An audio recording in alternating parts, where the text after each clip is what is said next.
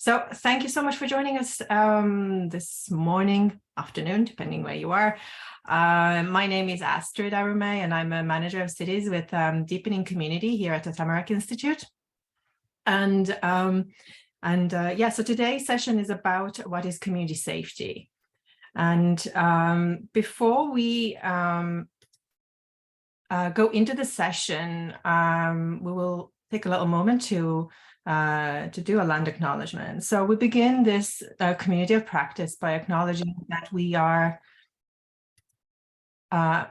meeting on Indigenous land, and as settlers, this recognition of the contributions and historic importance of Indigenous peoples must be clearly and overtly connected to our collective commitment to make the promise and the challenge of truth and reconciliation real in our communities.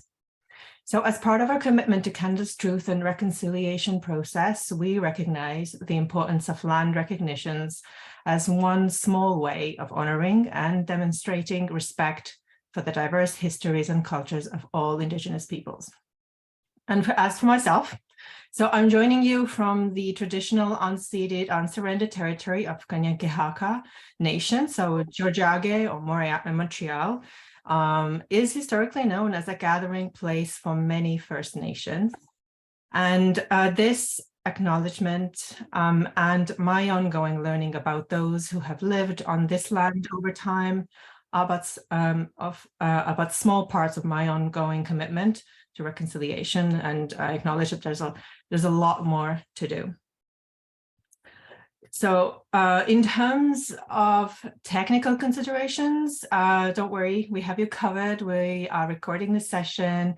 So after the call, we will send you a full recording, the slides, and also any links and resources that we mention. So if you want to join the conversation at any point, you can use the chat box on your Zoom. And you can pop in questions or just make comments or say hi to others that you might know on the call. So feel free. And if you have any technical problems, just as well, pop in a question, pop in a comment in the chat box, and I will try to do my best to help you whilst also presenting. So let's get our session started today. And what I'd love to do is actually let's do a check-in, but not in the chat box. Let's do the check-in more in person as we can do it via Zoom. So if you're able to come off camera, and let's just do a little bit of a round table and just say who you are and where you're joining us today, and where you work or which community you're at, and what's bringing you here today. So we just get to know each other a little bit as well in this space. So how about we start with Angie? So because we already know each other, so we'll get started. We'll get started with you. How about that? Okay. Hi, everybody. I'm Angie Diedrich. I work for the City of St. Albert as a community development coordinator, and neighborhoods is my gig. I have so many things on the go right now that I don't know how did January get so busy, but anyway, I'm here and present with you right now. I'm not sure if I answered all your questions, Astrid, but I'm here. Thanks for joining. Who do you want to pass it on to? Just pick another person. Okay, I will pick Rebecca.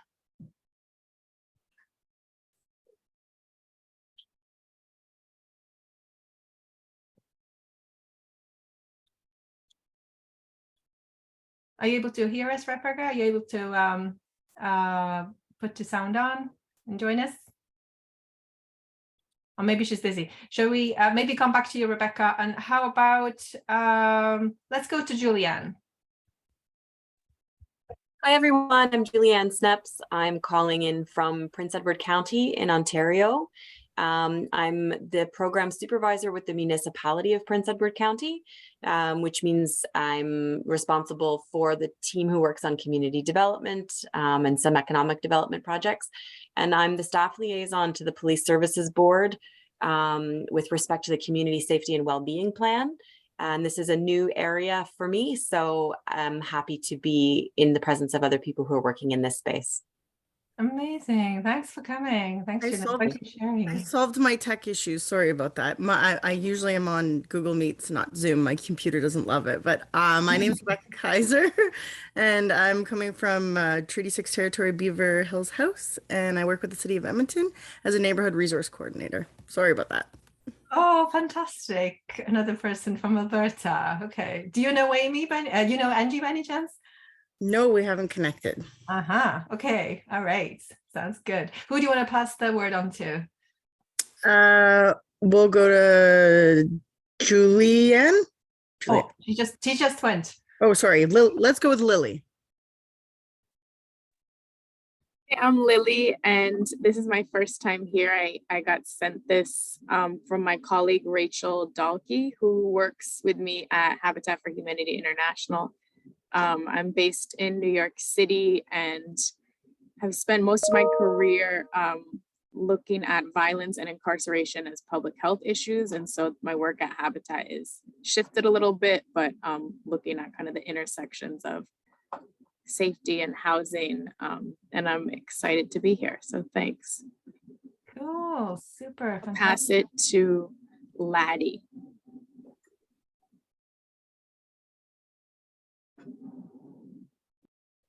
I'm coming from the city of Calgary, also called Mohkinstsis. I work with a local community association, so just a small bit of the city, and with volunteers and plan events, and just for the community building and community connectedness is directly related to our safety as a community, and so very excited to hear more.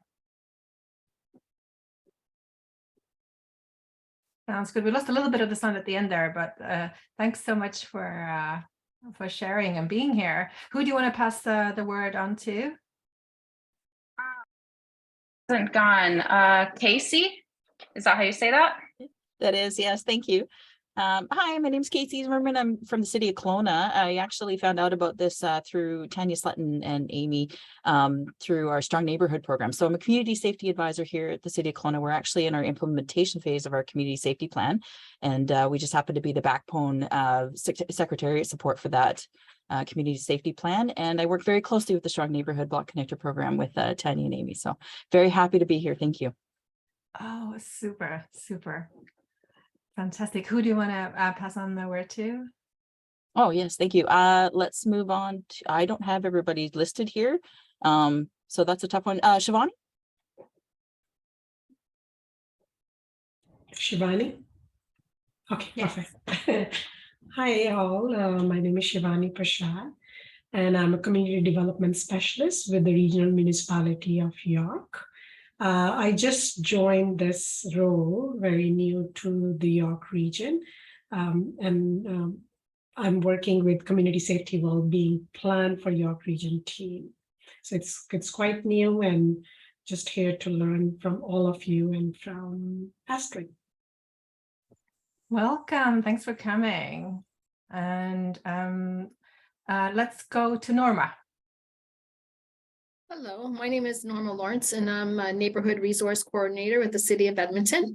And I'm currently working on a project with one of my communities related to the city's community safety and well-being strategy, and how to include them into that strategy, or how to include community as a whole within our strategy, and using my particular neighborhood that I'm working in within that strategy as a pilot. Fantastic, amazing. And let's go to Tanya. Thanks, Norma. Thanks for coming. Hi everyone, my name is Tanya. I am calling from the traditional, ancestral, and unceded territory of the Syilx Okanagan people, also known as Kelowna. My role is a community development coordinator with the City of Kelowna Strong Neighborhoods program. And recently we just amalgamated our Block Connector and our Block Watch programs. So recognizing community safety starts with building community and knowing those that live around you. I thought this would be a really cool cool session to sit in and learn from you, the experts, and others in the field. And Thanks for thank coming. you. I can pass it on to, let me I think see, Arisha Amy. has, oh, as Amy. There's an and- Amy Beerley. and Yeah, Amy. yeah. Barley? I can folks hear me okay? Yes. Perfect. Sorry, I'm having some technical issues, but so yeah, my name is Amy Brierly. My pronouns are she, her. I live in Chibuktuk, which is otherwise known as Halifax. I work for the Halifax Regional Municipality in the Public Safety Office, and I coordinate a program called Safe City and Safe Public Spaces, and it's focused on making public spaces safer for women and gender diverse folks in the municipality. And this is my first time coming to one of these sessions too, so I'm looking forward to learning and meeting you all. Lovely. Thanks for joining us. And I think so. I think we have two more people that we just have Amy that just joined us, and then we have Carisha. Carisha, let's go to you. Let's go to you. My name is Garisha. I'm from Toronto, and I'm the founder of Love and Mind, based in mental health care and education for low-income and BIPOC families in Toronto. And currently, I'm also venturing into climate action with Centennial College, with the club that I'm involved with for entrepreneurship, with facilitating meetings to learn about the different SDGs. And yeah, that's me. Fantastic. That's amazing. And I think we have Amy. Yep. Hi, everyone. My name is Amy. Thank you for having me. I am with the City of Kelowna with Tanya in the Strong Neighborhoods program, but we also, probably as Tanya's mentioned, we work closely with our community safety crew, or Casey, I believe, is here as well. And yeah, just, you know, one of the important parts of having a strong neighborhood is just ensuring that community safety. And so just always interested in kind of learning more about how we can better support that. So thank you. Amazing. Okay. I think everybody, we've had a chance to meet with everybody, right? I haven't forgotten anybody. We're all good? Okay, fantastic. All right. So I'm going to just explain a little bit as well about Tamarack for those who, you know, for those, you know, some of you might, you know us well. Some of you we already work with through our deepening community membership. And for those of you for whom the Tamarack is new. So we are an organization that works on community development with hundreds of municipalities and organizations across Canada, helping to end poverty, supporting youth futures, deepening community, and on climate transitions. And our work at Deepening Community is really focused on creating places of belonging where people feel safe, engaged, included, and care for those around them, resulting in healthy and resilient communities with thriving local economies. So we use asset-based community development, or ABCD, lens alongside collective impact.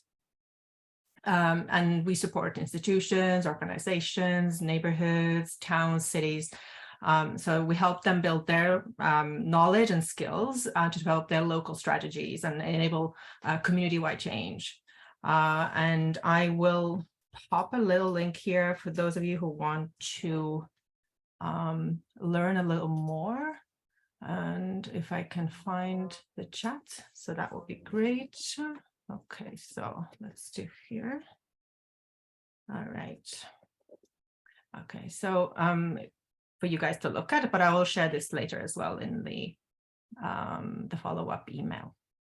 Okay, so I think we're going to dive into today's session, and let's get started. And it was so lovely to meet all of you. I think it's really worthwhile to get to know who's in the room with us.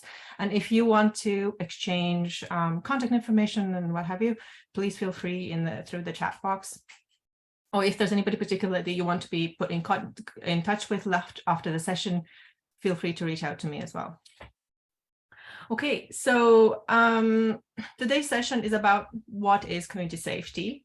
And this is a first in this year's series. And really, it's been created for those who are kind of starting out at exploring the concept of community safety, or for those who are kind of looking to find a new way of understanding and looking at it. We're starting off with an introduction today, and we'll be exploring different aspects of this concept like throughout the year, and we'll go deeper into each different kind of area. So community safety is an emerging concept, and it does focus on both perceived and the experienced crime and safety within communities. So the two are very different, because one is the actual, we have the crime numbers and so on, but there's also people's perception of a neighborhood, of how safe a neighborhood is. And so there's a few things that we know. We know that it's complex. We know that it's interrelated. So concerns over community safety often come together with other social concerns such as poverty, inadequate housing, income, mental health, trauma, and not just personal trauma, but also community trauma. And we also know that it's multidimensional. So there is the safety part, but there's also the well-being dimension.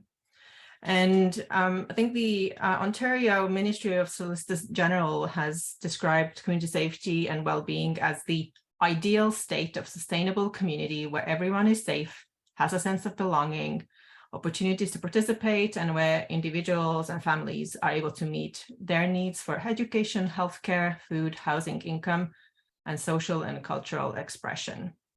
So today's session, we wanted to go into the concept of community safety, and I'd like to share the work of Dr. Chad Nilsson from the University of Saskatchewan, and he's really done a lot of work on kind of putting the two together. And I think his work was really very foundational to also the Toronto, the Ontario government mandate on the community safety and well-being plans that have, many communities have been now put in place and developed. I encourage you to actually look at Toronto's their community safety and well-being plan website. It's really comprehensive, and it also includes things like truth and reconciliation and trauma as well. So, but let's go into a little bit about Chad Nilsson's and the work that he did. And the concept, what he was really looking at was, okay, so as we mentioned before, we have the different dimensions, and the community safety and well-being, really, what kind of goes into all of this. So he has outlined that we also have to think about, so we have the risk element, we have the vulnerability, and we have the harm. We have the safety, and then we have the well-being part. And obviously, I mean, you guys know too that in a cyclical fashion, each of these concepts are linked through a causal relationship. So elevations in risk lead to increases in vulnerability, which lead to more harm, which then leads to further elevation of risk if it's not addressed before that. Right, and like current sort of paradigm shift has been very much in the institutional and local delivery is to, well, how can we address the risk and the vulnerability before the harm happens? So this is kind of like where a lot of the work is going on. But like what we're interested in is this space here. Really, well, what happens in this space really when before risks become risk and before vulnerability becomes vulnerability. And what we're seeing is that at neighborhood level, we're seeing things like disconnection, we're seeing loneliness, we're seeing exclusion, or we're talking about social exclusion. We're talking about almost like apathy and a numbness in people, and also overall like a lack of civic engagement. So we're kind of saying that these are some of the things that are potentially contributing to elevating the risks and then elevating the vulnerability. So this is really then kind of like the space that we here at the Deepening Community are kind of looking at it, like, what can we do? And this is kind of like the space of like this neighborhood level, this person to person level, neighbor to neighbor level, what we like to do to be able to affect some sort of a change on. Now, I want to share with you as well this kind of graph that Dr. Nilsson put together. And so he has a whole paper. Let me just share the link with you as well, because this is helpful to kind of look into, and it's more detailed of this article that the work that he did. And he talks about then, so what goes into it and what comes out of it. And what he identified also is that we really do need to work together, like there needs to be a multi-sector collaboration. We have to engage the community, we have to mobilize the community. There has to be a shared ownership of the problem. So it's not just, hey, well, it's for the police to deal with this. I'm paying my taxes and I expect this problems to be solved. What are the measurements? There needs to be some sort of a shared measurement around this and a sustainable commitment to this in order for this to work. So the CSW basically means the community safety and well-being. And if these kind of ingredients are present, the outcomes or the outputs that we're seeing will be, we're going to have shared outcomes. We are going to be able to mitigate the risk together. We're going to be finding solutions that are practical and applicable, really in real life and community level, and really use evidence-based innovation. So this is kind of like very much like the technical way of looking at it and what he's put together in terms of like for the concept of community safety and well-being. That no, it's not just we have a crime, send police, record the incident. And that's it. That more needs to happen, and we need to kind of look a lot deeper down the line. So what we would like to kind of dive into and bring to this conversation, as I mentioned before, is to bring in this ABCD lens. So, and as we saw, maybe I'll just go back to really quickly for the other slide, is that there's interaction also between the community outcomes and the social infrastructure. And all of this is, enhanced. This is improved through when different sectors are collaborating, right? And it's the space within which human services define and pursue shared outcomes is where we can actually likely measure the biggest impact for success. And what we see is that this space is the community. It's the neighborhood level. So going back to the ABCD lens, what we are sort of bringing to this conversation is that we know that community has 7 functions that have been identified through the work of Cormac Russell and John McKnight and many other ABCD, what we call kind of gurus, is that community has 7 functions. So it increases the sense of belonging to place and people, right? So we create connection and engagement in where we live. We foster equity and inclusion where people, in places where people live. We are able to increase sense of citizenship. So enabling care, raising our children together, participating in, volunteering, going to community events and so on. Increasing a sense of resilience by stewarding local ecology and investing in disaster preparedness. And we know this from COVID, right? It's really useful to know your neighbors before a pandemic happens. But many people got to know the neighbors because of the pandemic. Also increasing a sense of safety, right? So I look out and look after, my neighbors. I know them by name, and they in turn look out for me, right? So it starts at that very, very basic level. But in order for that to happen, we need to know each other, right? So increasing a sense of well-being and enabling health And finally, enabling local economies and local food production. It's very much like, think about shopping local, building businesses based on what we know locally, and keeping the money circling locally and things like that. So these are all of this happens within a community. So what we sort of ask is when, well, if we know this, and you know, this is what we see, what is happening in the community, and really the sense of disconnection, and I don't know how many of these this kind of resonates with you, you know, seeing a sense of disconnection in people just coming in with blinders on, driving in and out of their communities, you know, being not being engaged with what's happening, and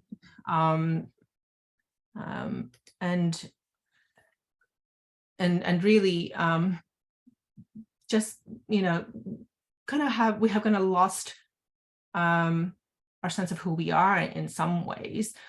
And this is what we have been seeing as we have done the work within Tamarack, and it's kind of like the reason why Deepening Community was started in the first place. So some of the questions that we're asking then is, okay, well, how can we then move from disconnection to connection? So how can we create a greater sense of belonging?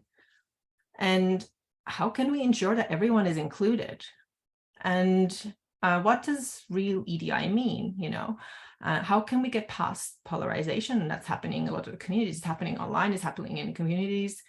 How can we ensure that we are seen for what we have to offer, have an opportunity to do so, and we are valued for our contributions?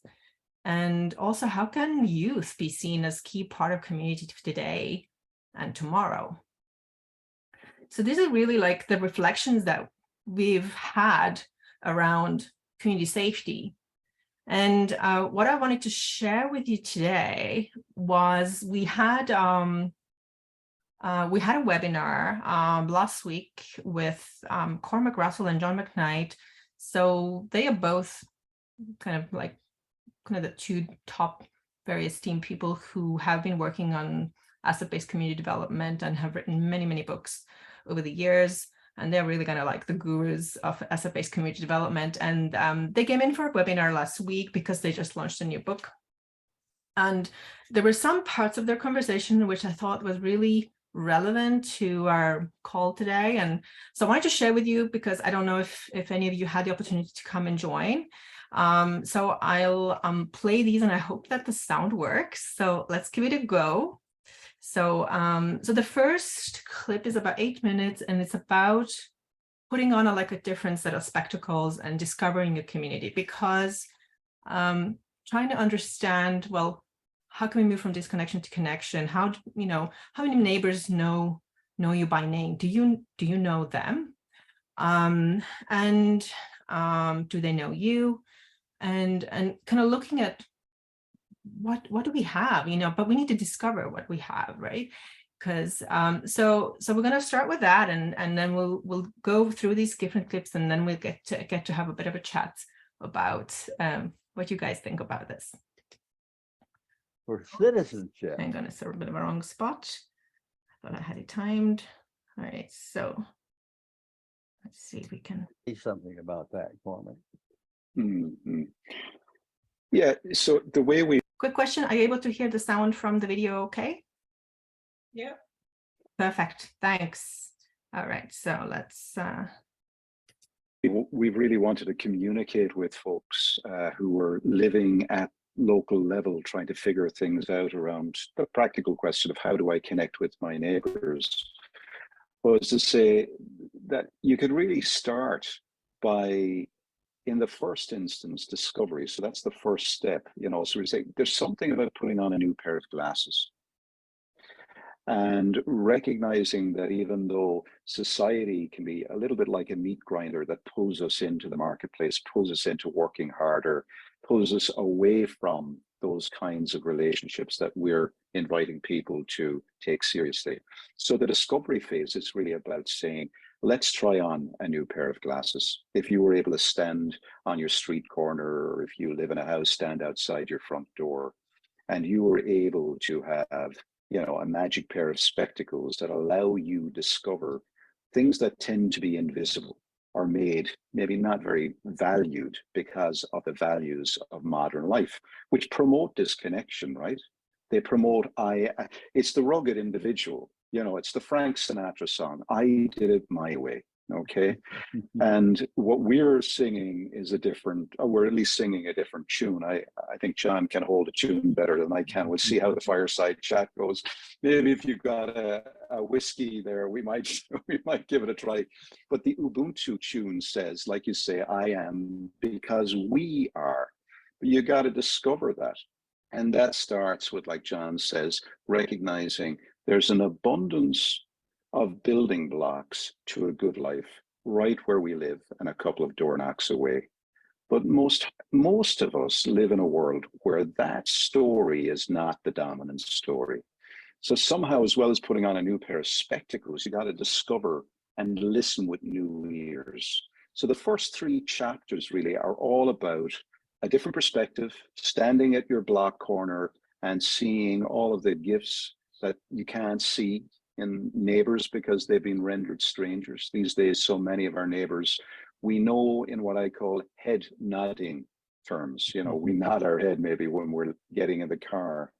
So beginning to recognize, at least in principle, that our neighbors are people who have contributions, who have gifts, who have knowledge, skills, talents, passions, which are, at least in potential, there as a treasure. Recognizing, like, there's so many clubs and groups and associations in my own neighborhood I will never be invited into. No, there's no one person who can know all of these clubs, groups, and associations, but they're there.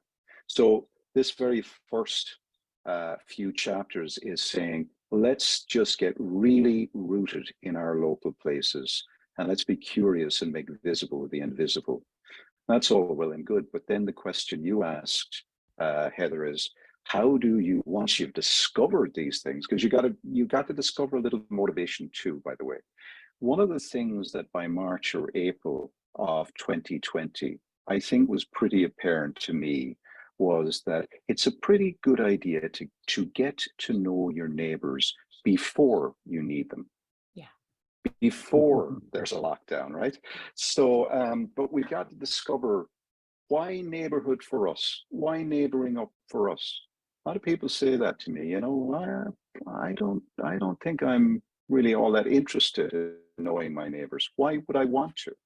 So there's a lot of discovery, but once you begin the process of making sense, boy, it's a good idea, and what's available and waiting to be discovered, I think then the next stage is to begin the process of how do we bring those possibilities into relationship.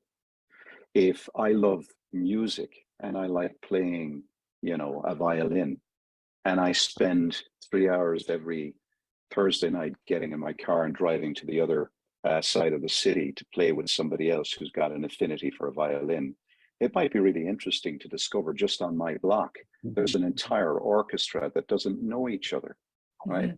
Why is that? Because they're just all really isolate, you know, solitude oriented kind of people, boring, you know, maybe, but maybe it's just because they've never been connected. And actually, what we say in chapter 6, I think, is that in fact, they're waiting. There's a whole chapter dedicated to saying the simple insight is very important, because I think a lot of people think, you know, especially if they're watching, you know, the news or reading the newspapers, they may think the world is really not a very welcoming place. But actually, people in our experience are waiting to be asked. They're waiting to be invited to join, to connect. So a big piece is once you discover that there's an abundance of gifts and possibilities, a real genius of the place, of the people, of the economies, of the culture, and it's all there, my goodness, right under our nose. Now the question is, how do we bring that into fruitful relationship? And that's where the risk comes in, because that's about going out and having a conversation. And it doesn't have to be all that big. I mean, people listening would say, it could start with 1 or 2 conversations. You know, start with 2 or 3 neighbors. You don't have to go out and organize your entire neighborhood. But that connection, it's a modest but important step in the direction of moving from disconnection to connection. There's lots of other things we could say, but then the question is, now we're connected, what are we going to do together? So that's the third section of the book, called Mobilization. It's wonderful to know there's great things in the neighborhood and great people. It's wonderful to know that some of them are in relationship. It's even more inspiring to know that together we can create a culture that will allow us to do things that are absolutely centrally important to our well-being, to our democratic well-being, to our safety, to how we raise our children, to how we have in-season, nutritious, affordable food, you know. So it shows then that by moving from disconnection to connection, we can have a very, very buoyant, abundant life with our neighbors, which is much, much more satisfying than an awful lot of the stuff that's currently on offer in the marketplace, and a lot less exhausting too. And let me add that. So that's the first kind of part, yeah, from Cormac, really talking about, yeah, discovering the community and going from disconnection to connection, and it really starts with just people talking to their neighbors and neighbors connecting with one another. So let me try and get us to the other clip here. And this part is really all about going from needy to needed. And one of the things that I mentioned in some of the things that we see that are contributing to creating vulnerability amongst people, creating that risk, is being lonely. People are lonely. People, so not only do we not know each other, but because of that, you know, we are also lonely. And kind of with loneliness, there's this kind of like this evil twin, what Cormac calls it, like an evil twin is the feeling of uselessness. So so he talks to here about, you know, going from needy to needed. So I think it's super interesting. So I'll play this part. It's about 3 minutes. I am not for anybody. You know, I am needy. Why do I go to work? Because I need money. Why do I go to college? Because I need to learn such and such a thing so I can go and I can get a job and then I can make money. But, you know, but in the neighborhood, you're not needy, you're needed. And this is the key point. In a neighborhood, and to be neighborly, you need to be needed. And you need to recognize that you're needed. This is a key thing over and over again. The people who are showing up and contributing at a neighborhood level are recognizing that they are useful, that they do have a contribution. And the beautiful message really is that everybody has a contribution. There is nobody that is not needed. And that's the great, I think, statement of equality. Around here, everybody is in. Everybody's contribution, and of course that will be very diverse, but everybody's contribution matters at every age, from womb to tomb. Everybody is needed. And that's especially hard to recognize with people who you give all kinds of names to: marginal, at the edge, mental problems, etc., etc. And we're not talking just about people who would be thought to be normal. What we mean by a thriving and useful neighborhood is that we're putting together all of our building blocks in ways that make some building blocks from people who drink too much, some building blocks from people who have no money, some building blocks where, and I hate to say this, some building blocks where there's domestic abuse going on. But if we understood that that person or people had gifts, right? We could begin to pull them away from the behavior that we all agree is not good behavior. So it's very, very useful too. It is. And so, yeah, so this is, I think, like a really, I think a powerful reflection as part of this work is that, yeah, what does it mean? And then I think the next part is kind of perfect to kind of continue on this reflection about, so Cormac here talks about the everyday inclusion, and what John was just kind of talking about. It does mean everybody, and even those people that right now, you know, might be doing things that we don't want them to do. And how can we pull them away from that? So let's So one of the things that's really, for me, it's quite alive at the moment when I think about EDI is I think sometimes it's about everyday inclusion. You know, in the everydayness of our lives, when we're trying to figure out what might we do together to bring people who are traditionally pushed to the edge, to the center, not out of charity, not out of sympathy, but because we can't live a good life without them. This really is that deep recognition. We are interdependent. So it's not about setting up, you know, I'm a really good person, and I've discovered that there's people here who don't have enough to eat. So I'm going to set up a system whereby I can be Madam Bountiful, and I can get a big long line of needy neighbors, and I can feel good at the top of that line, and I can feed them. That's not what we're talking about. That's not inclusion. Inclusion is when I am prepared to do community with my neighbors. And all means all. And that means with their fallibility, with their fragility, and with my own vulnerability too. That recognition that our liberation, our joy, our possibility, our potential, and our planet are all down to how interdependent we are. So that idea that John was talking about, that we live our lives braided together in a world that says that we are rugged individuals and we're on our own. That story of the rugged individual breaks our hearts or makes us hard-hearted or cold-hearted just to get by. And one of the ways we cope is we numb out, we dissociate. So all of the potential empathy that we have starts to feel like I've only got a bank of empathy for my friends, for my family, just to get through the day.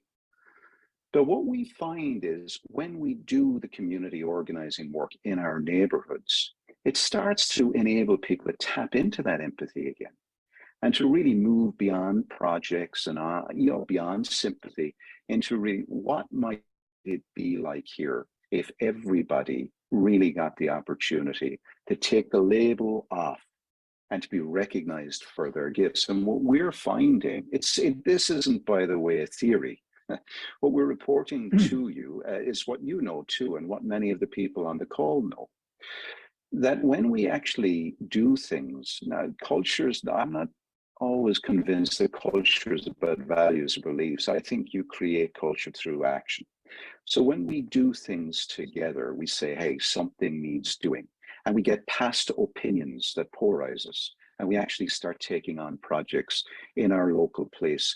I think it's really, really interesting to ask ourselves, how much equity do people have? So I think, for example, in the diamond neighborhoods in San Diego, where they recognized their issue was one around having a food desert in those neighborhoods.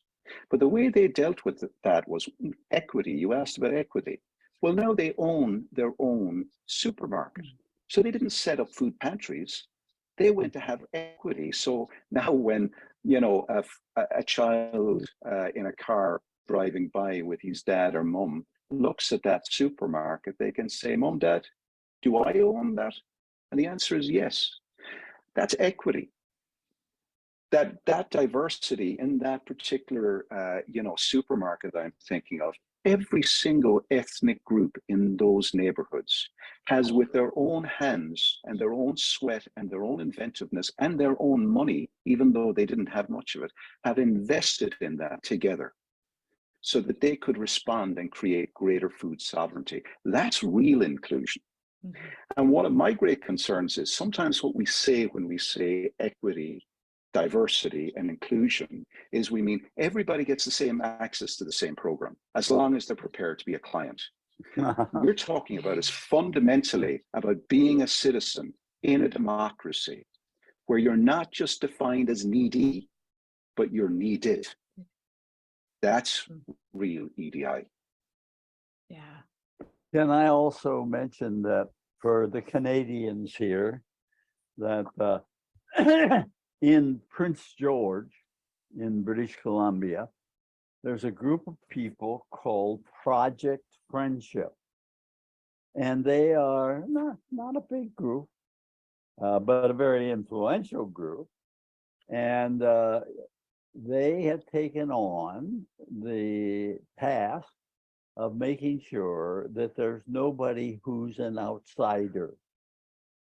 Prince George has grown very big, and friendships have become lost or not created.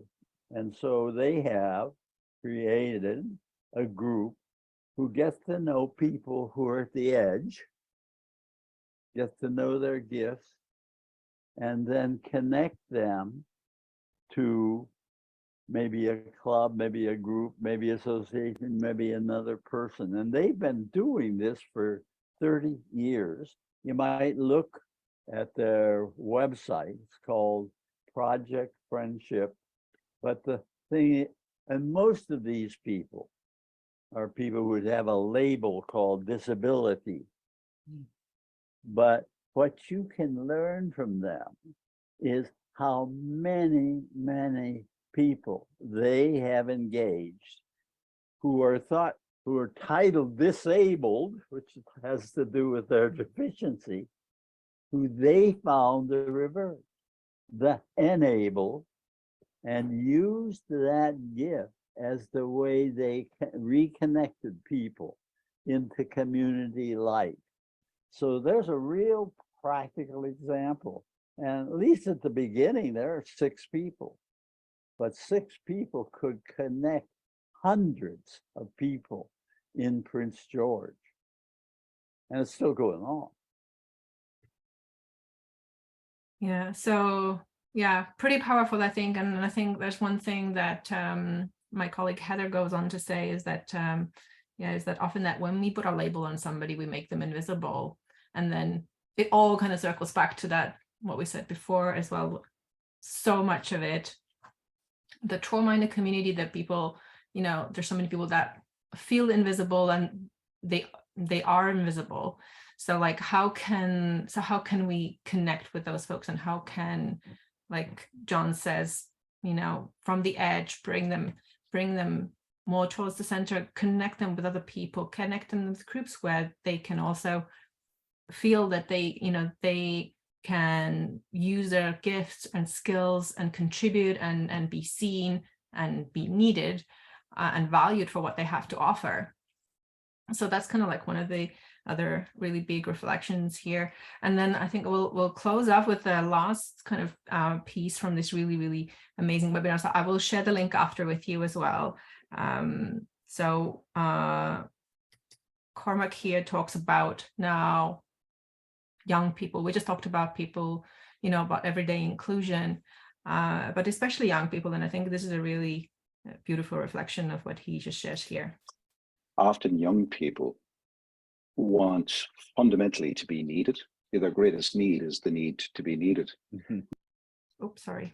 And so often how we're relating to them as adults is saying to them, what we're going to do as adults is we're going to convey you to places under which you will be seen as units of surveillance.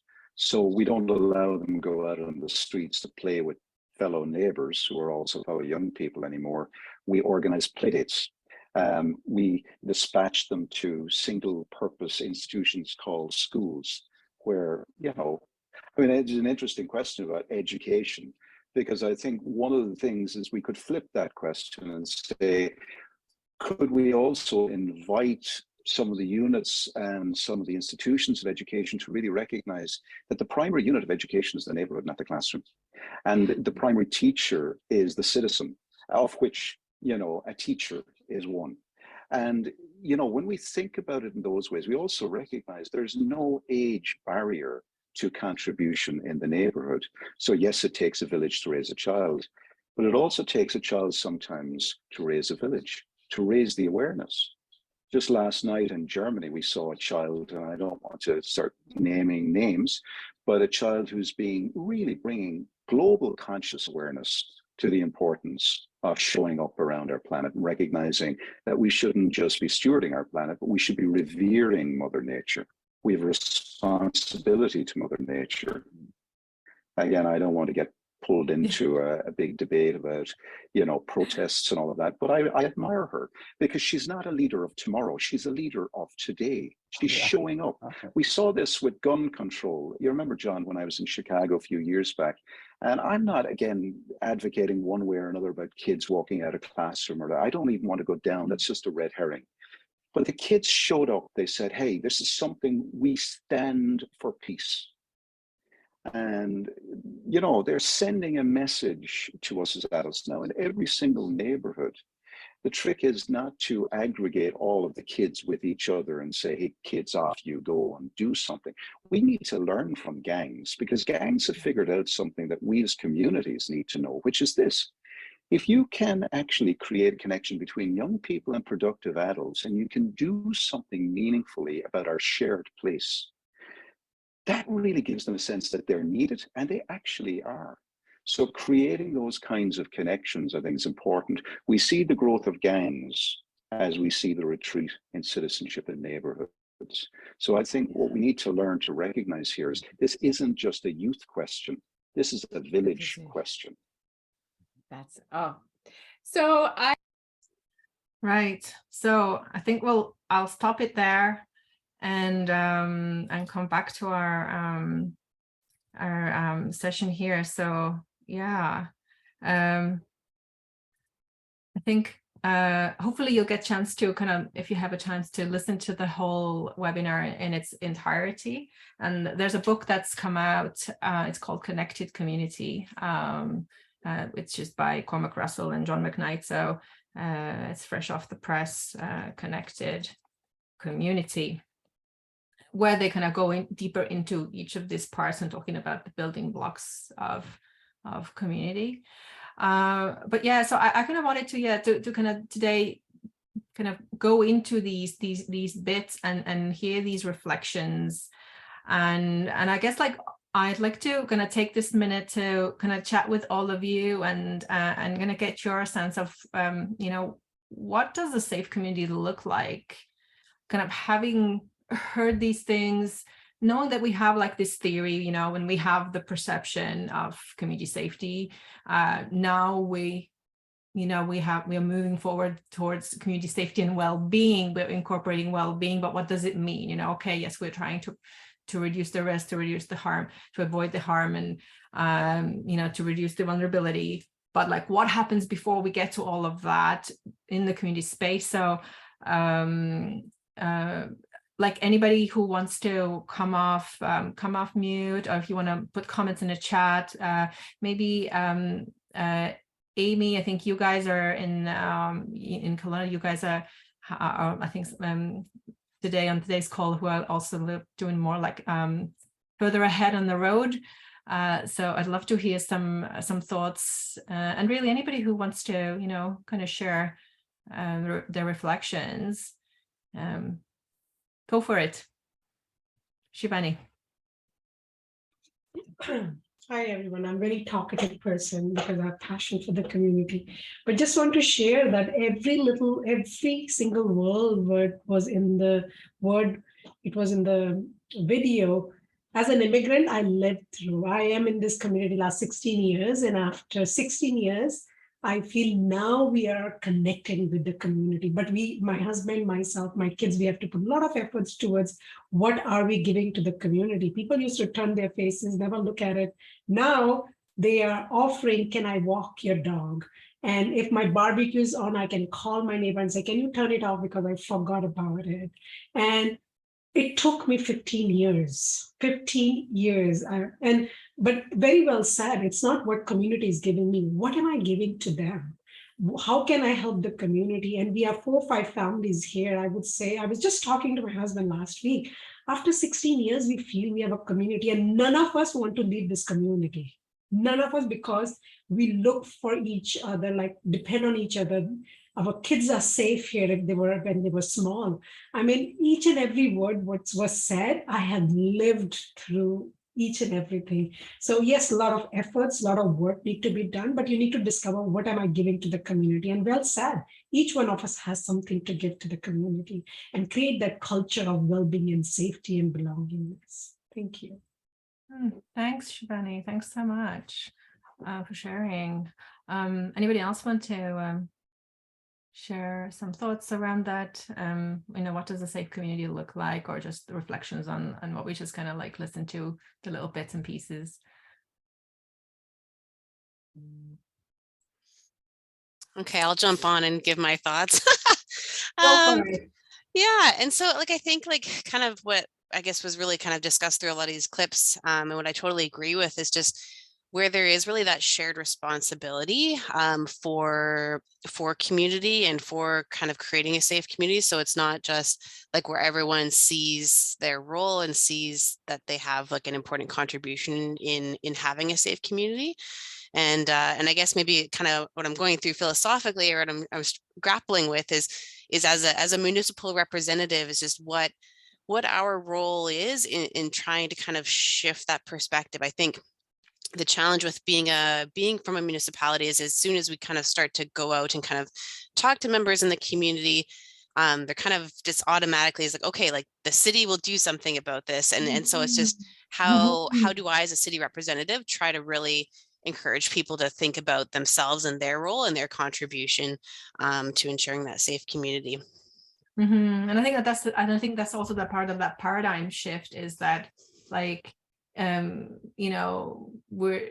people are treating their cities as, it's like this customer client relationship. I'm paying my taxes, therefore I must receive services, so here's a problem, go fix it. But like I have zero role to play in it. And I mean, here what we're saying also is, when you think about the title of community's role in safety for this community of practice, is that, we're not saying that it is residents' job to go out and address crime. We're not saying that, we're not saying become a vigilante and go out there and, start strong arming someone. No, right. It's very much, like, okay, what is the space and what does it look like? Where does, what role does connection play in all of this, right? So that's kind of the big question that we're asking, because we're seeing the disconnection. So how can we get back to it? And we know that this is something that can really help. And so thanks Amy. Anybody else wanted to maybe say something, or anything that kind of popped in our head about what we just kind of listened to?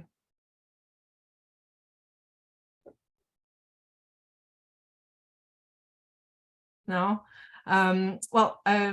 Thank you so much for being here. And what we will be doing as well is with our sessions this year in 2023, we're going to have it planned out. We will be kind of going deeper into each area, and like the next session actually is going to be about belonging and community safety. So, right now I asked the question, what does a safe community look like? But then we want to go into this question as to what does community safety feel like, and what contributes to you being safe and feeling safe in your community. So that's and really going into that piece of belonging that is one of the real big keys. So that's going to be the next session. It's going to be on March 9th at 1 o'clock Eastern. So as long as you're signed up, you're already in our list, so you will get the invite for that closer to the time. And I wanted to share as well, we have a really exciting upcoming event this year. The Deepening Community, we have an annual gathering June 6th to 8th in St. Albert in Alberta. Yay, Angie. And it's going to be about on asset-based community development when community and municipalities meet in the middle.